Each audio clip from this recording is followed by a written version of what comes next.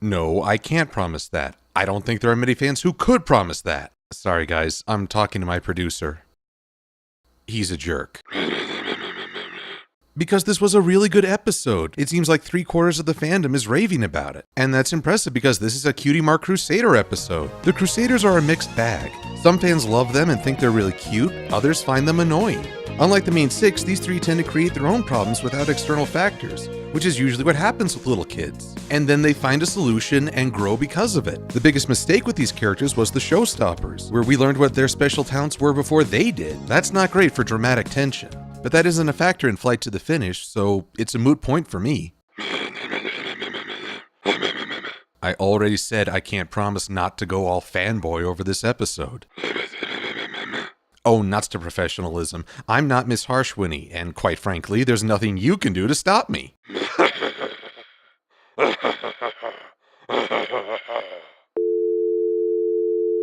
I'm sure he just thought of a joke.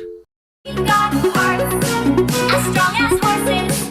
We've got hearts as strong as horses. We've got hearts.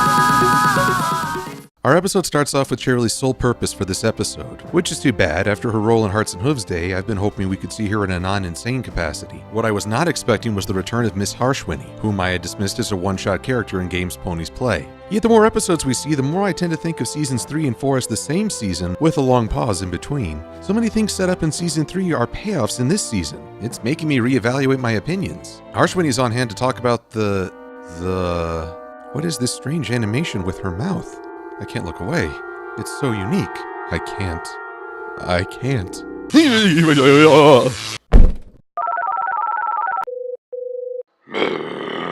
What did you just do to me? You installed a what? When? I thought you wanted to be drinking buddies.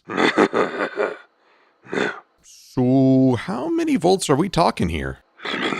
That is enough to cook a turkey. Told you he was a jerk. Rainbow Dash swoops in to lighten up the mood, revealing that the foals have the opportunity to carry the Ponyville flag in the equestrian games. Does this mean that Ponyville will be competing in the games as well? Gee, I wonder who'll be on that team. And since Rainbow hypes her own experience as a flag bearer, every pony in the room wants that honor. Even Snips and Snails. It could happen. Every time I see these two, I think on how they were the first male ponies to have personalities. And a part of me dies inside. So Scootaloo takes the role of prime motivator for the Crusaders, leading into our first song of the new season. For me, there are 3 kinds of songs in MLP. You have character songs like Rarity's Art of the Dress and Pinky's Smile song. Then there are story progression songs like May the Best Pet Win and Bab's Seed. Last but not least are songs that might be catchy, yet don't really forward the plot or the characters. This song is mostly the last category with a little bit of characterization thrown in. In terms of lyrics and beat, it doesn't advance the plot or flesh out the characters. Yet there are visual callbacks to the Crusaders' first proper episode and the way they like to work and play together. Anyway, Scootaloo asks the all-important question.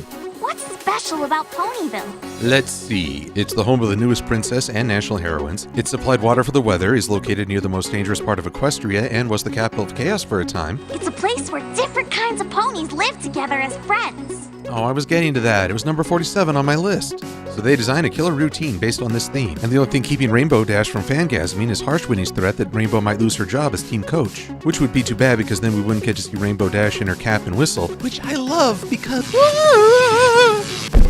Come on, this is important to Rainbow's character. Here's the thing, I don't view loyalty as Rainbow Dash's strongest quality. In fact, I really dislike defining the characters based on their element of harmony. It makes them one note and reduces their personalities to assigned power. For me, Rainbow's greatest ability is how she inspires other ponies. Whether by demonstrating her own skill or by stirring up energy with pep talks, she pushes herself and others around her to become better. That's why she's so vital at the start of this episode. Giving Daring Don't's questionable portrayal of Rainbow, it's so refreshing to see her at her...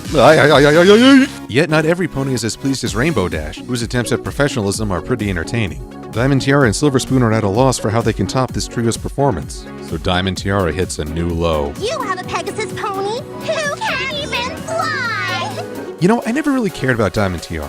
When she first appeared, I recognized that she was going to be a bratty character with next to zero potential for growth. And since I was never interested, her taunts were nothing beyond plot points. With Ponyville Confidential, I thought she had more personality as she was pursuing her own goal, and her conflict with the Crusaders was a result of that. It's only here, with her calling Scootaloo out on a physical limitation, that I can actually count her as a true villain. And it's not the love-to-hate feeling I have with some other villains. This is just loathsome. Diamond Tiara's head games take their toll on Scootaloo, who tries to force herself to fly and changes the act. End results are less than satisfying, and Sweetie Belle and Apple Bloom call her out on it. Here's another strength of this episode. How many times is the plot carried forward without the main cast trying to talk things out? How many times could a situation have been easily resolved if the ponies just used communication? Now, the talk blows up in their faces. I don't mind that since they're all physically exhausted and very young. Kids don't always know how to talk things out rationally without an adult helping guide the conversation. Yet, just seeing these ponies try to take a practical approach is satisfying. It shows that the new writer, Ed Valentine, really understands these ponies and how to represent believable characters. In fact, the new writers we've seen in these past few episodes have really made Scootaloo's attempts just leave her more and more frustrated, to the point where she bows out of the competition. I do wonder why Sweetie Belle and Apple Bloom continue onward since the routine is in the tank, and the theme they chose won't work without Scootaloo. It's not a huge question since I can chalk it up to them being young and stubborn, plus it gave them a chance to talk to Rainbow Dash and tell her what happened. And a team never leaves a friend behind. Dash? Rainbow, go back! No time! They knew what they were getting into. Okay, I'm being unfair. The chase scene in the last roundup was a very different situation. I just can't resist being difficult. I gotta say, seeing Scootaloo throw away her scooter and giving up on a lot of her hopes was hard to see. I really felt bad for her, so kudos to the staff for showing instead of telling. Whoa, wait a minute, Scootaloo has a home? And it's here that Rainbow Dash has one of her strongest moments in the series. Maybe you'll fly someday, or maybe you won't. You're all kinds of awesome anyway.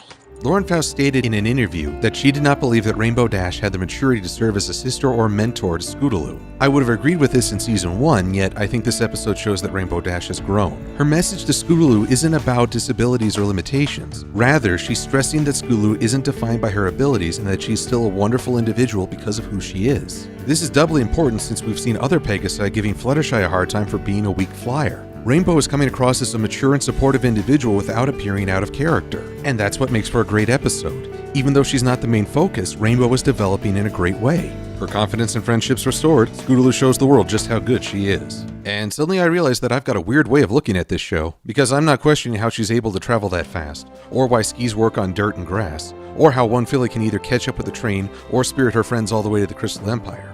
I'm instead wondering why they're bothering with a flag-carrying competition when she should clearly be on the competing team.